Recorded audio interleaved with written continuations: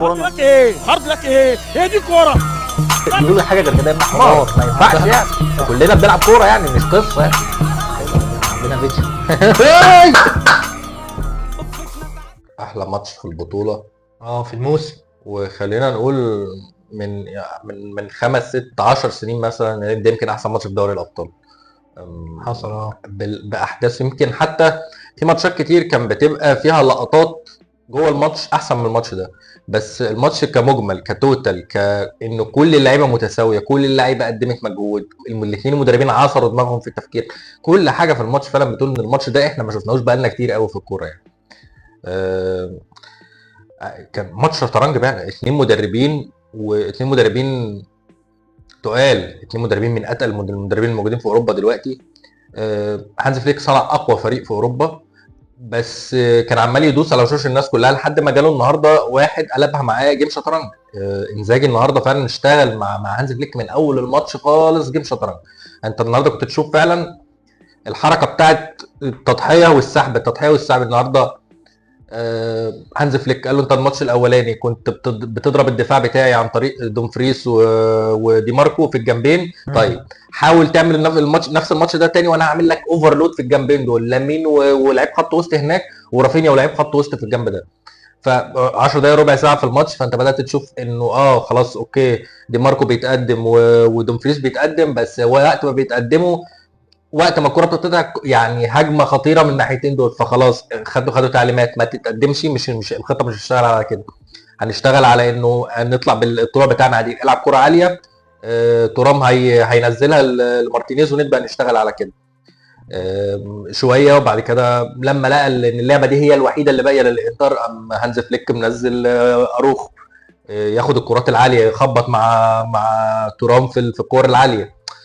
طول الماتش انت شايف كده حيله تظهر المدرب يعملها يقوم المدرب الثاني احيانا كتير بيستغلها ضده، يقول له هو ده اللي هيكسبك، طب انا هضربك من خلال الخطه دي. انا بحب قوي الماتشات دي، انا بحب قوي الماتشات اللي فيه اثنين واقفين على خط الملعب مصحصحين، الاثنين دماغهم فيها كوره كتير قوي ومعاهم اللي يساعدهم ان هم ينفذوها على ارض الملعب. لا وحصلت كذا مره، يعني الواحد بيبقى مبسوط لما بتحصل مره واحده بس في الماتش، اللي هو قرا حاجه في الملعب فبيقوم مغيرها في الشوط الثاني، يقول لك الشوط الثاني ماتش مدربين. لكن انت في الماتش ده يجي 3 مرات وفي وسط الماتش، يعني في وسط الشوط عادي خالص الاثنين ده يعمل حاجه الثاني يرد عليه. ماتش برضو من الماتشات اللي لو انا مشجع لبرشلونه لازم اخرج من الماتش انا زعلان ومقهور والنهائي كان في ايدي، بس مش هقدر اقول لفرقتي غير هارد لك يعني. ما ينفعش فرقه في نص نهائي دوري الابطال بتعمل الماتش ده وهم لما خرجوا ممكن فيما بعد قالوا انه في حد غلط غلطه، في حد عمل حاجه، بس كتيم ما اقدرش اقول هارد لك، انتوا فعلا عملتوا اللي عليكم. هو المساله هنا مساله اقدار، مساله حظوظ، والفرقتين برضو عشان ما بنقولش انه حظ الانتر كسب حظ، لا طبعا لو الانتر كان خسر كنا نخرج ونقول له هارد لك، انت عملت اللي عليك وزياده. فانا بحب قوي هي دي الكوره يعني صح. وهي دي الرياضه عموما، ان انت العب بشجاعه هات اخرك، والنتيجه كده كده عشوائيه، ما هو انت ممكن تعمل كل اللي انت عايز تعمله في الكوره وما تكسبش في الاخر برضه، والعكس صحيح. بس ففكره ان انت ما تخليش خوفك من الخساره او خوفك من انك تلعب اساسا يبوظ علينا متعه الجيم، يبوظ علينا متعه اللعبه ذات نفسها. تحيه والله العظيم للاثنين مدربين سواء فليك سواء انزاجي. انا زعلان لفليك بس ان هي كانت هتبقى قصه رومانسيه قوي، يعني كانت قصه رومانسيه فعلا في الكوره، انك بتيم فريق مثلا ما معكش فيه اكتر من 2 3 لعيبه ممكن اي حد يعرفهم، جات خارج من ظروف وحشه جدا، فريق يعني لو سالت اي مشجع لبرشلونه قبل الموسم طموحك ايه، انا لو يعني اتاهل لدوري الابطال، انافس على كاس اسبانيا،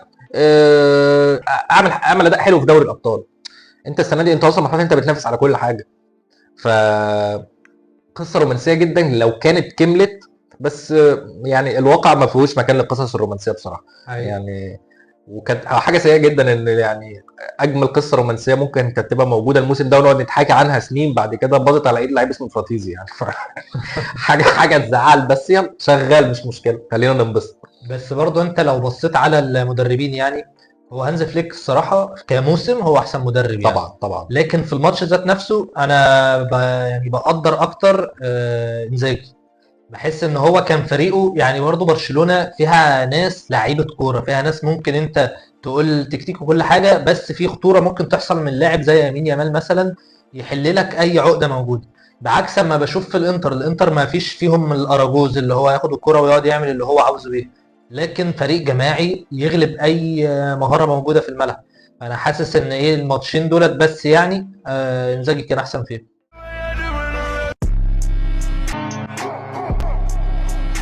وبرضه خد بالك انه انزاجي يعني اللي هو قدمه الماتشين دول مبني على ارث من الافكار اللي هو كان عاملها طول الموسم. مش الموسم ده، بقاله 3 4 مواسم بالظبط صح. ده يمكن الموسم ده، يعني الموسم اللي كان في النهائي هو فيه مع السيتي الفرقه كانت متوهده اكتر من كده بكتير. ده يمكن الموسم ده هم اقل شويه، بس حتى ما هي هنا قيمه بقى ان انت ايه، حتى وان جلت منك او خسعت منك في مرحله ما من كاريرك، فكره ان انت كنت بتبني او مجتهد لفترات كبيره قوي عمره ما هيخذلك. لازم هيظهر في الاوقات اللي زي دي. الفرقتين ككوره او الفرقتين كتنظيم في ارض الملعب السنه دي مفيش حد هيقارن بهانز فليك. مفيش حد اشتغل على فرقته زي هانز فليك. وخليني اقول حاجه تانية، انه هانز فليك بالنسبه لي بدا مرحله جديده في الكوره عموما، هنتكلم عنها بعدين. انما ككوره كتنظيم كتكتيك على ارض الملعب مفيش حد تعب مع فرقته زي هانز فليك، والنتيجه واضحه لاي كفيف هيشوفها على ارض الملعب. ولكن مش شرط ان انت تكون يعني البني ادم اللي بيتعب في حاجه ده يستحقها، بس يعني ما عملتش كل المجهود اللي في وسعك، بس في على الاقل حاجات تسندك ان انت اشتغلتها. بدل ما اشتغلت 100% اشتغلت 70%. اوكي ال 70% دول ممكن يكونوا كفايه للنجاح عادي، مفيش مشكله خالص. وهنا احنا بنكلم المدربين اللي عند اول اختبار صعب او عند اول حته بيحس ان في الفرقه بتفك منه في الموسم بيرمي الفوطه. لا عادي خالص، لو انت كنت شغال على فرقتك لفتره طويله ودلوقتي مش شغاله، لا كل اللي انت عملته ده مش هيضيع، هيسندك. فالنهارده انزاجي يعني ككوره كسينما كشو برشلونه تكسب باكتساح. ولكن في رايي انزاجي النهارده راجل اوكي شايف ان او ادرك ان هو فرقته اقل من الفرق اللي بتقابله ككوره، بس انا هستخدم كل ما هو حوالين الكوره علشان اعمل الموازنه في الكف. يعني النهارده فيما عدا من الدقيقه 5 من بدايه الشوط الثاني لحد الدقيقه 65 70 مثلا، ان انا بشوف انه في الوقت ده الانتر خرج من الجيم تماما. الانتر برشلونه كلتهم تماما لدرجه اللي خلت لعيبه الانتر واقفه تايهه في الملعب. بس فيما عدا الوقت ده احنا النهارده كنا بنشوف انتر تعليمات مشدده لكل اللعيبه، فاولات تكتيكيه من بعد نص الملعب. عطل برشلونه عن اللعب المتحرك في وسط الملعب، ما تخليهمش يوصلوا لمناطق خطورتنا. فاولات تكتيكيه كتير جدا وباصرار برخامه، اللي هو يعني مش واحد عملها، لا ده واحد واثنين وثلاثه واربعه، واي حد بيبقى قريب اعمل فاول. برضه ماتش بيعبر عن ثقافه بلدين مختلفين. يعني انزاجي النهارده استخدم ثقافه الانسان الايطالي عموما في الحياه، الانسان اللي ممكن ما يبقاش منظم قوي بس هو في نفس الوقت بيحب الحوارات، بيحب يعني بمعنى اصح ان هو ايه مافياجي. ففي الاوقات الكتير لما برشلونه بتعلي رتم الضغط قوي لمده 5-10 دقائق، الفرقه اللي قدامها الدم بيهرب من عروقها، العيال والشوشه بتصفر، الدنيا ما خلاص مش بيبقوا قادرين يشيلوا رجلهم من على ارض الملعب. هو قدر يحفز كل اللعيبه اللي موجودين، الشخصيه الايطاليه اللي موجوده فيهم فعلا، انه احنا تاريخنا الكروي كله اتبنى والكوره مش معانا، تاريخنا الكروي كله واحنا رد فعل. فاوكي حتى وانت مش الفعل اللي في الملعب انت قادر تبقى النتيجه بتاعتك. طب قول. بانت قوي في حته الضغط بتاعه اللي كان على يمين يامال. هو عارف ان كده كده هتخش واحد على واحد، مش هتترحم يعني. كان على طول الدخلات بتاعته اللي هو زي ما كانوا الكل يعني بيراقب مثلا ميسي ولا خامه. يعني انت في واحد مش دوت المان بتاعك، انا جاي بس ارخم عليك عشان ترقصني، يجي واحد بعدها يرخم عليك. الفكره كلها احنا مش هنقطع منك الكوره واحنا عارفين، بس انت هتبصيها نخلص بس من رجليك في المنطقه ديت، خلاص احنا استريحنا شويه. الباقيين مهما كان ايه احنا عارفين الكوره بتاعتهم هتروح فين اخرها. فيعني ديت الشخصيه الايطاليه اللي الواحد بيحب الصراحه يتفرج على الرخامه برضو في الملعب. اكيد.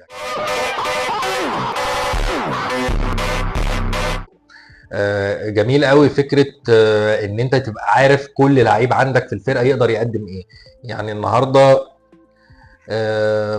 ماركوس تورام ضرفه في الملعب اوكي، حتى لما بقى تسيبك من حته الضرفه دي وتنزل تلعبني كوره مش كوير، مش حريه، ومش عايز، مش سريع، مش احيانا كتير حتى النهارده لما كان بيستلم الكوره وظهره للملعب كان بتبقى اللحظه المناسبه لبرشلونه دايما ان هم يقطعوا الكوره، كانوا بيستغلوا ده.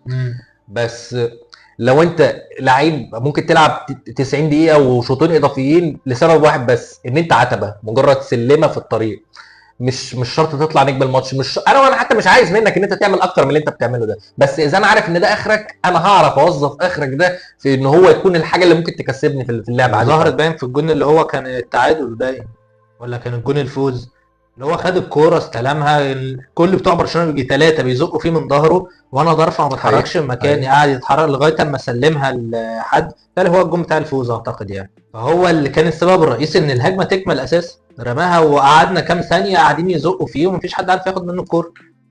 فمهم جدا. انا عامه ما كنتش بحبه يعني كلاعب، كلاعب مش بحبه، حاسه كده ان هو يعني انت بتلعب في انتر ليه يعني.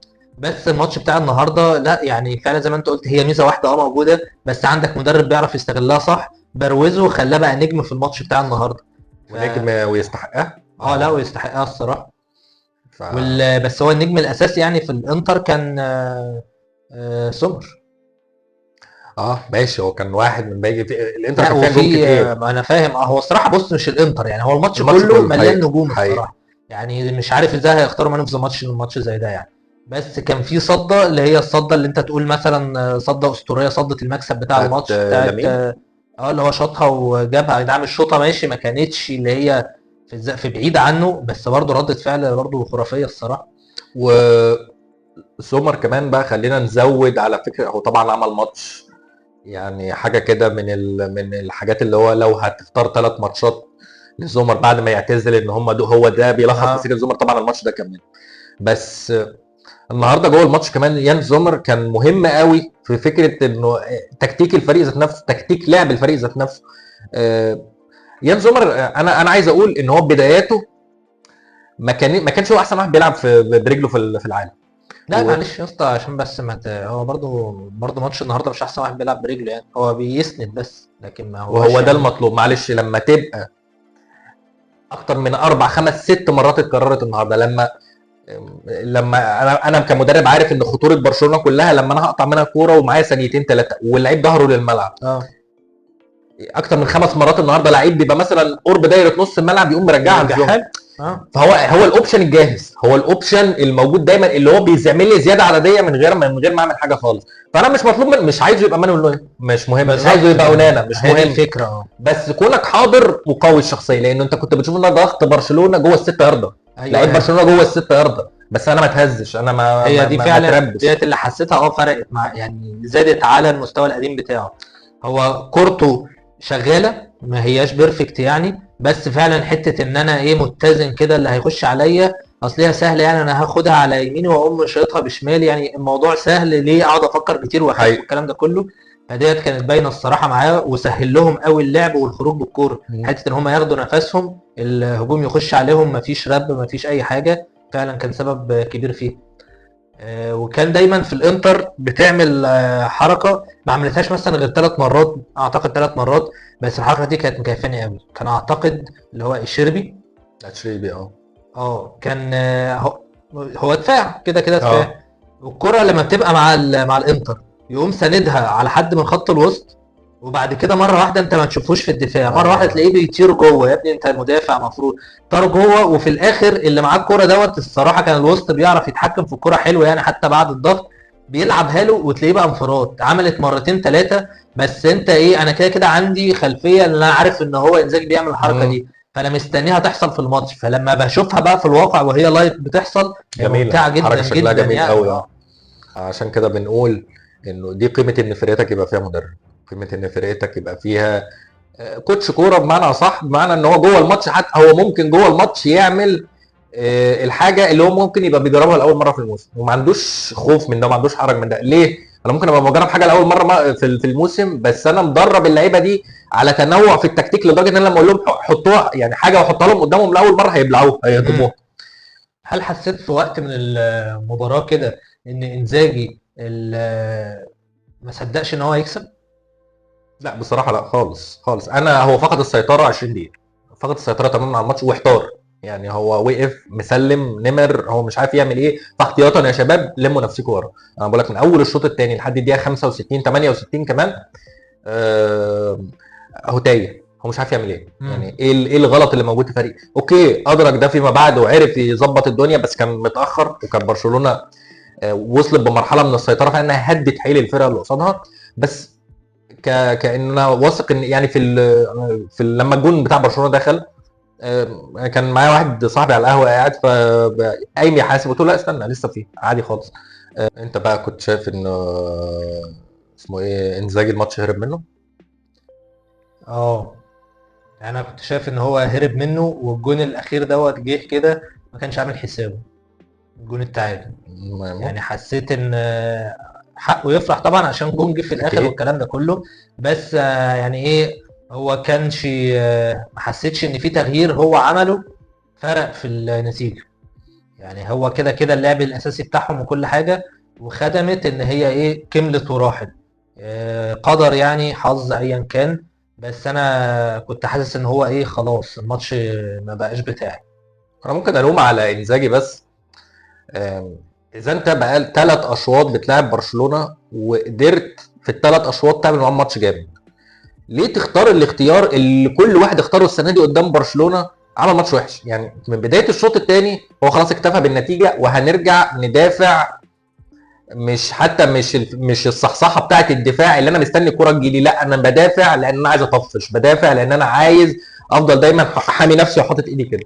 مفيش حد عملها قدام برشلونه السنه دي وفلح، يعني مفيش حد عملها قدام برشلونه السنه دي ونجح ان هو يعمل. محدش عنده الذهنيه والعقليه ان هو يستمر في ان هو يدافع قدام فرقه بالشراسه دي.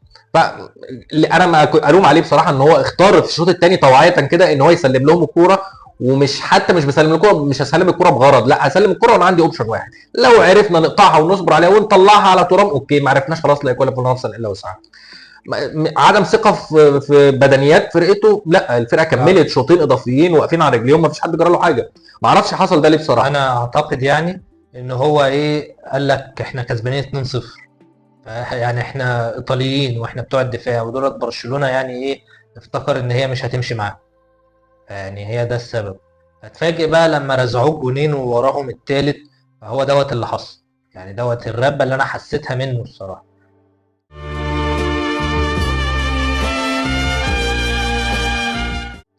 بس برضو احنا ايه يعني لو رجعت كده قبل ما الماتشين اصلا يتلعبوا، كنا كل كلامنا احنا قاعدين نقول ان برشلونه الفريق الوحيد اللي في الشامبيونز ممكن يعطلها هتبقى هي، او ممكن يخرجها هتبقى هي انتر. بناء برضو على ان انتر انا الفريق الوحيد في وسط اهو الاربعه اللي موجودين اللي بقاله كذا موسم ماسك مستوى حقيقة. ماسك مستوى، ومش بس يعني كمستوى، لا ماسك طريقه لعب، عنده طريقه لعب رخمه كده بس بتجيب اجوان، يعني مش رخمه اللي انا هرص اتوبيس وخلاص، لا طريقه لعب تحس ان هي منظمه ما بين الدفاع والهجوم، تشوفها تقول عليها دفاع وكل حاجه، بس انت برضو عادي هتستمتع والكلام ده كله. فكان هو الفريق الوحيد اللي يعرف الهيجان بتاع برشلونه دوت يعرف يسيطر عليه الصراحه، ودوت اللي احنا لقيناه. وحتى سيطر عليه برخامه تكتيكيه، ما هو زي ما انت قلت مدرب. احنا ليه ثقتك في الانتر انه الماتش هيبقى على الاقل خلاص، هو المكسب والخساره دي ما حدش يعرفها، بس على الاقل خلاص هيبقى ماتش متكافئ او متوازن، برشلونه مش هتاكلهم. لانه احنا كان عندنا نموذج لماتش انتر وبرشلونه في عز برشلونه بيب جوارديولا لما مورينيو كسبهم 3-1 وراح هناك اتعادل او خسر 1-0 بس. مورينيو عمل شوط واحد بالمنظر ده وثلاث اشواط عامل كده، بس مورينيو عمل كده في وقت ما هو فرقته كانت اكتر فرقه في العالم بتعرف تعمل كده، فبالتالي اوكي ماتش ما كناش نقدر نقول ان هو يعني الماتشين بتوع النهارده يمكن الفرقتين برشلونه كان فيهم اعلى، برشلونه كان ليهم السيطره والقرار في الماتش، بس الماتشين في اداره الماتش مختلفين تماما خالص.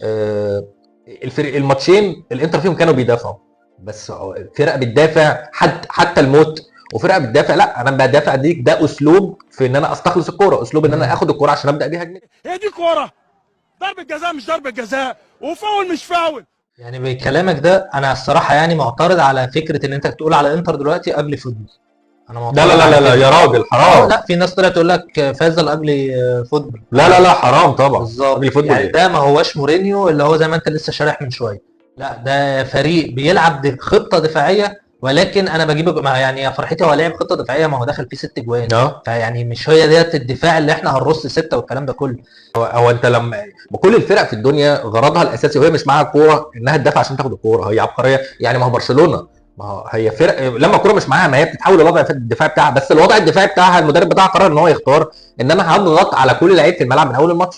اوكي ما دي خطه لو انت متدرب عليها انجوي، بس ما بالتالي انا لو انا كمدرب قررت ان انا مش هحارب المعركه اللي قدام دي وهاخد الكوره من نص ملعبي او من عند منطقه الجزاء، ما دي طريقه لاخد الكوره. هو الجيل الدفاعي هو انت بعد ما بتاخد الكوره هتعمل ايه؟ صح. انما النهارده لا انتر ايه اللي اجلي فوتبول؟ ان الانتر النهارده والله العظيم انزاجي عمل ماتش يتدرس، عمل ماتش بالمسطره فيما عدا زي ما قلنا ربع ساعه ثلث ساعه.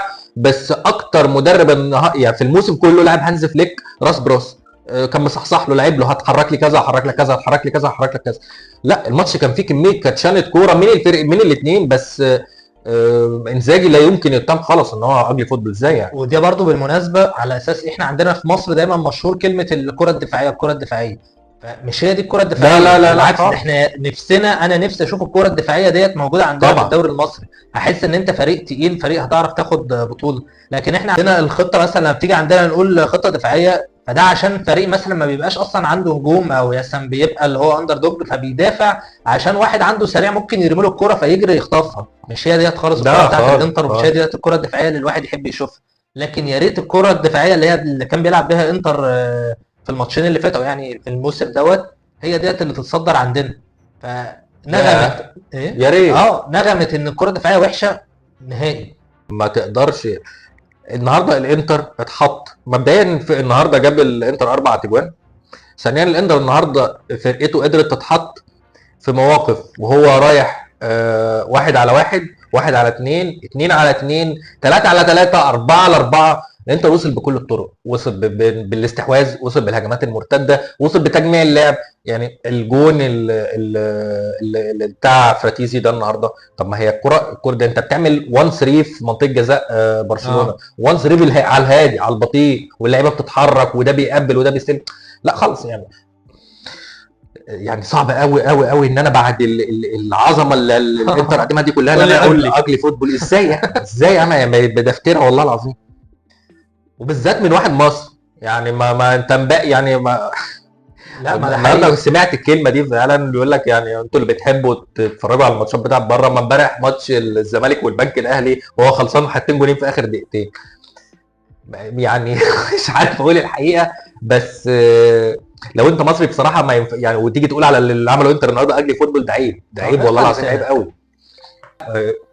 100% ماتش كوتشنج، 100% ماتش 2 مدربين و2 مدربين عظام و2 مدربين هارد لك للي خسر ومبروك للي كسب. ولو رابع كانت بدل كنا هنقول نفس الكلام برضو، الاثنين عملوا اللي عليهم وزياده.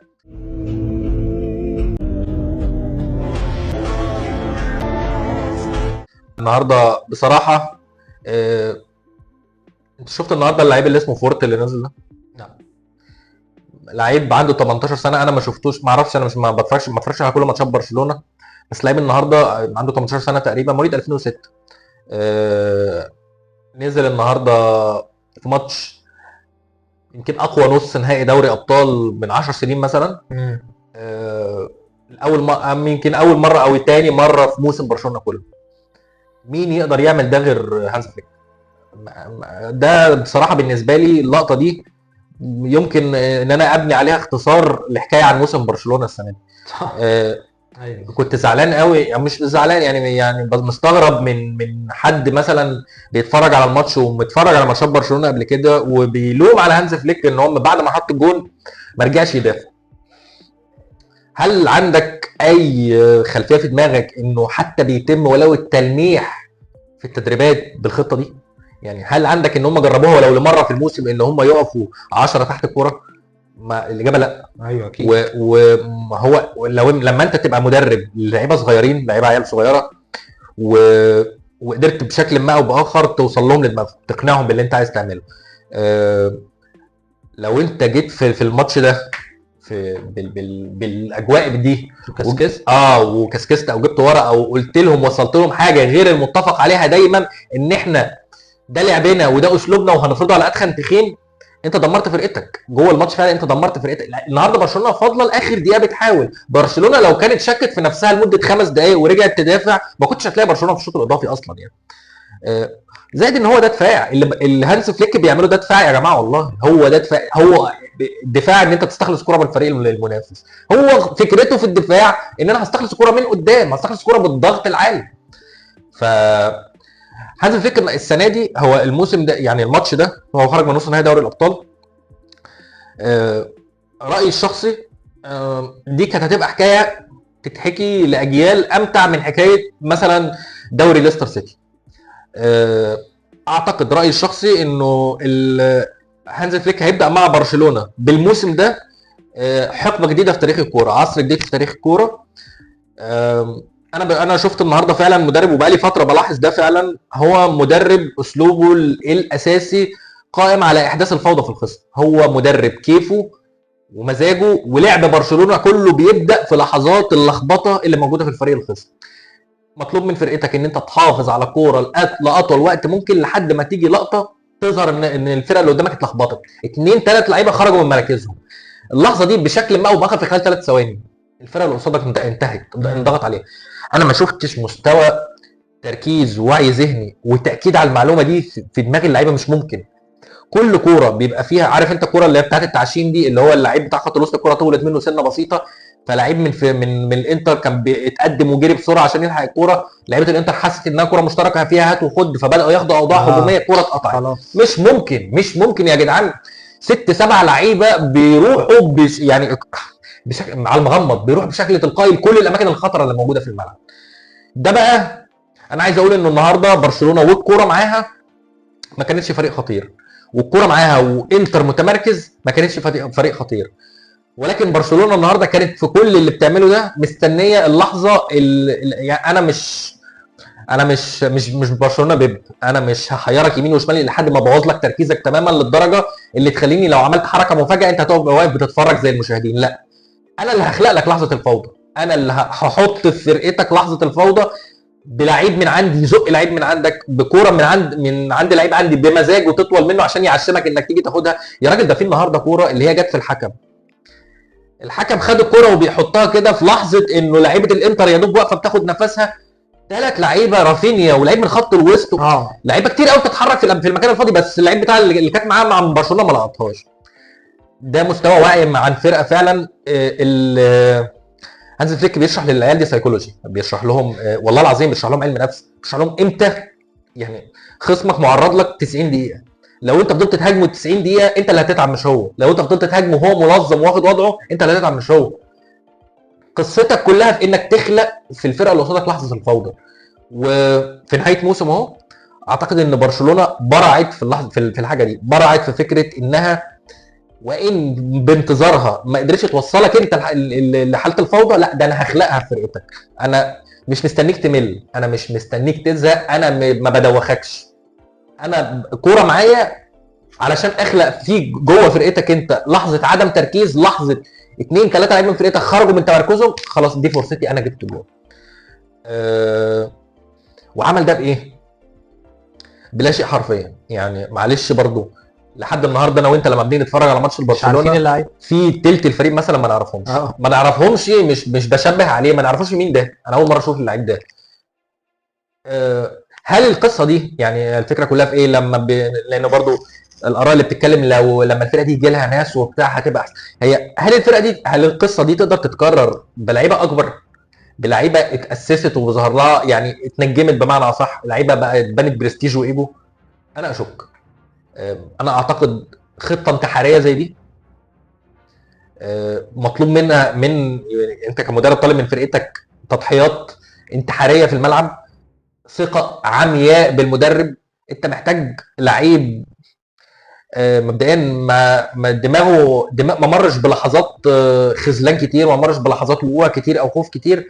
ثانيا لعيب طري ومرن في دماغه للدرجه ان هو يؤمن بيك تماما، يعني هو يؤمن بيك ان انت معاك رساله سماويه لا يمكن الجدال فيها او النقاش فيها. ف هانز فليك السنه دي عمل والله العظيم، انا هو الماتش ده بس هو ده اللي خذله، بس انا بالنسبه لي فعلا بشوف انه هانز فليك السنه دي جدد ميه الكره اللي في العالم. حط ضرب طوبه فعلا لانه المدربين كانوا بقالنا سنتين ثلاثه عاوزين يريدوا جوارديولا بس.